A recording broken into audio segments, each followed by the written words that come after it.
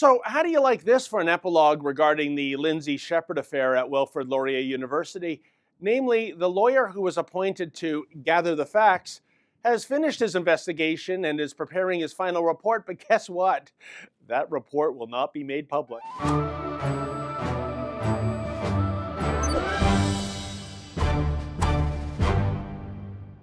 Well, so much for transparency. You may recall the Lindsay Shepherd controversy that erupted last month. Shepherd, a first-year communications studies teaching assistant, had the temerity to encourage a civil debate amongst her students on the topic of gender pronouns. In order to foster this exchange of ideas, Shepherd played the students a clip from a TVO public affairs show called The Agenda. The segment featured an exchange between U of T professor Jordan Peterson and Nicholas Matt, who is a sexual diversity studies instructor, whatever that is. In the clip, Peterson criticized the U of T administration for insisting that professors refer to students by gender non-specific pronouns. You know, not just he or she, but ze, zay, zoo, and sometimes y. After the clip ran, Shepherd had her students discuss the issue. But apparently, some sensitive snowflake had a meltdown and complained. Actually, correction, the interrogating professors lied about that. There was no complaint filed. Rather, they manufactured the outrage. Yes, they pretended a complaint or complaints had been received. They actually lied to further their mind-numbing agenda to paint Shepherd as transphobic. And a star chamber was struck in which Shepherd was called upon the carpet before those Wilfrid Laurier professors and, of course, a diversity officer. They were apparently miffed that Peterson's views were presented to the class without Shepherd condemning those views. Shepherd's sin was treating her students like adults and allowing them to come to their own conclusions about Peterson's stand.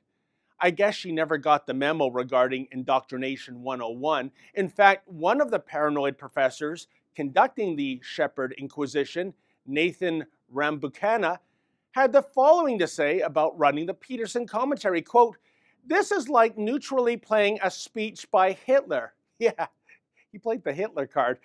This would never have been a story if Lindsay hadn't recorded the interrogation, all of which led to media coverage the world over, most of it condemning the university and its heavy-handed tactics against freedom of speech and freedom of expression. Well, in the aftermath, the university promised an investigation would be carried out, and university president Deborah McClatchy promised to act on the recommendations that come out of the report. But wait, here's the rub. It has now been revealed that the results of the report won't be made public. And if this is indeed the case, that the recommendations in the report will remain shrouded in secrecy and that nobody other than apparently McClatchy will know what the report recommends, then what was the point of having an investigation in the first place?